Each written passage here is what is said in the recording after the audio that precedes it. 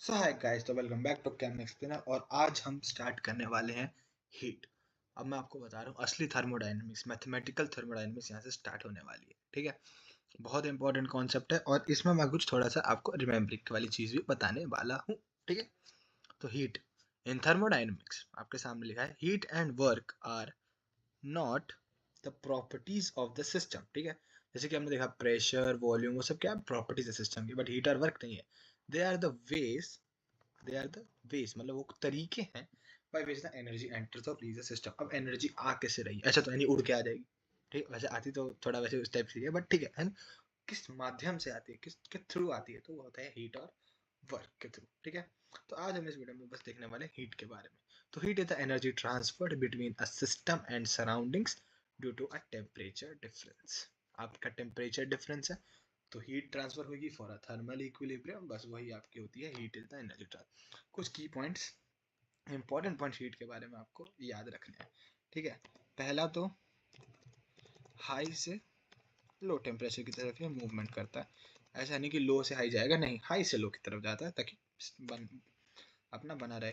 ये मैंने आपको पिछली वीडियो में बताया था, पाथ फंक्शन है, बिल्कुल है, ये पाथ फंक्शन है। ऐसा नहीं कि हीट आपकी डायरेक्ट चाहे तो ऐसे जाए या ऐसे जाए, सेम होगा, नहीं, ये अलग है और ये अलग है। ठीक है, पाथ फंक्शन,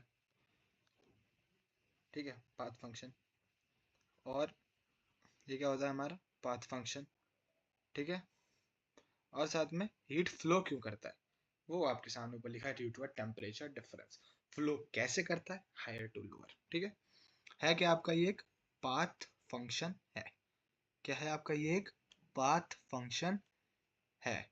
ठीक है, अब यहाँ पे आती है IUPAC कन्वेंशन। और ये मान लीजिए अगर आप कोई भी क्वेश्चन सॉल्व करेंगे IUPAC कन्वेंशन, ठीक है, कोई भी क्वेश्चन सॉल्व करेंगे, बहुत जरूरी है ये चीज समझना। ठीक है, समझना नहीं, एक्चुअली रिमेम्बर करना। अब हीट क्या हो सकता है, ठीक है, आपके पास मान लीजिए सिस्टम है। अब हम सिस्टम सराउंडिंग में बात करते हैं। ठीक है, ये सिस्टम है, मान लेता हूँ ये सिस्टम है। ठीक है, और ये आपका सराउंडिंग है।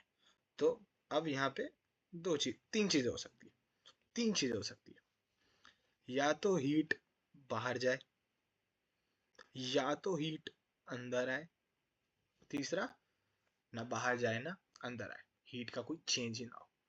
ठीक है, हीट का कोई चेंज ही ना हो।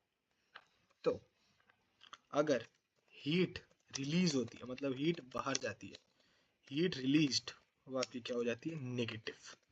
उसको हम माइनस क्यू से डिनोट करते हैं। अगर हम कहीं भी सॉल्व करेंगे इक्वेशन को तो माइनस क्यू, कहीं मान लीजिए हमको हीट का एक टर्म दे रखा है और हमको कुछ और निकालना है, तो हम हमेशा उसके आगे नेगेटिव लगा, तो -300 हो जाएगा अगर +300 नहीं होगा। ठीक है, हीट एब्जॉर्ब्ड, हीट ले ली, हीट क्या कर लिया, ले लिया, हीट को गेन किया, गेन माने पॉजिटिव, तो +Q।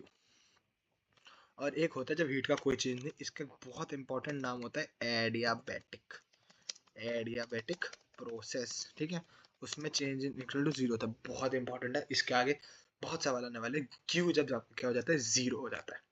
ठीक है, तो ये आपका क्या होता है, ये होता है एडियाबैटिक प्रोसेस। ठीक है, तो कन्वेंशन समझ में आया। सो ये था हमारा हीट के बारे में कि क्या होता है और क्या कन्वेंशन भी होती है। ठीक है, तो मिलते हैं नेक्स्ट वीडियो में वर्क के साथ।